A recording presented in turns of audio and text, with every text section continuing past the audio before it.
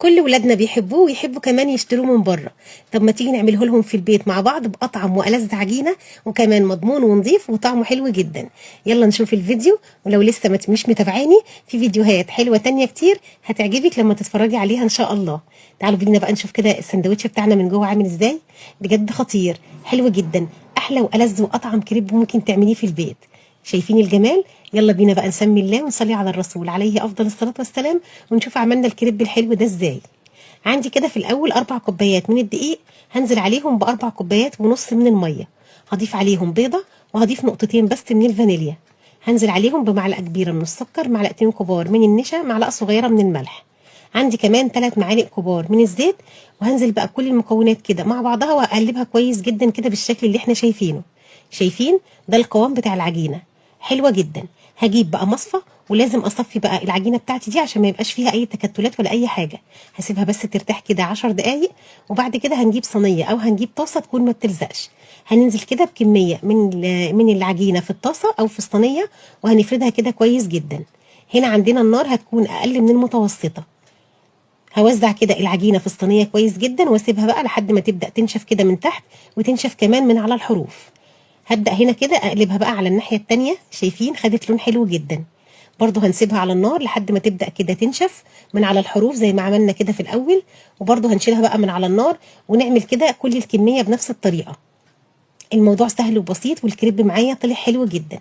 دي كمان كانت واحدة تانية كده عملناها وخلصنا كده كل الكمية وطلعت قدامنا بالجمال ده. شايفين احلى وألذ عجينة. وعلى فكرة الكريب ده ممكن يمشي حادق ويمشي حلو. خلاص كده عملنا بقى العجينه بتاعتنا.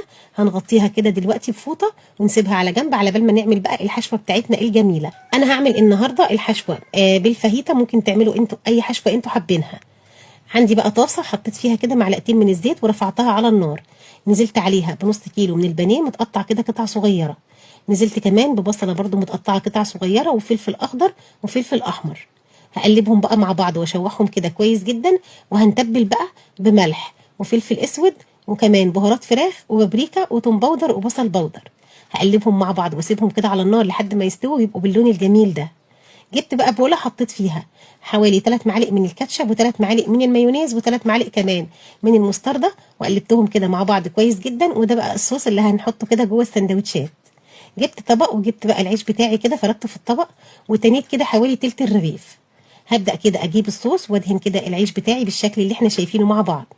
ضفت الحشوه وضفت كده عليها زيتون شرايح. انتوا ممكن تضيفوا هنا بطاطس، ممكن كمان تضيفوا اي حاجه انتوا حابينها، وممكن كمان تغيروا الحشوه خالص وتعملوها باي حشوه تانية برضو انتوا حابينها. هبدأ كده اقفل الرغيف بتاعي بالشكل ده. هتني الحرف وبعدين هتني عليه الحرف التاني وهيطلع قدامنا بالجمال ده. شايفين؟ هنعمل بقى كل الكميه كده بنفس الطريقه. هنا كان في رغيف تاني كده انا كنت بعمله برضو عملته بنفس الطريقه، حطيت الحشوه وقفلته كده. وجبت بقى طاسه على النار حطيت فيها معلقتين من الزيت وحمرت بقى العيش بتاعي وطلع بالجمال ده. بجد خطير، شكله روعه وطعمه كمان في منتهى الجمال. جربوه واعملوه في البيت وان شاء الله هيعجبكم. ما تنسوش بقى اللايك والشير للفيديو.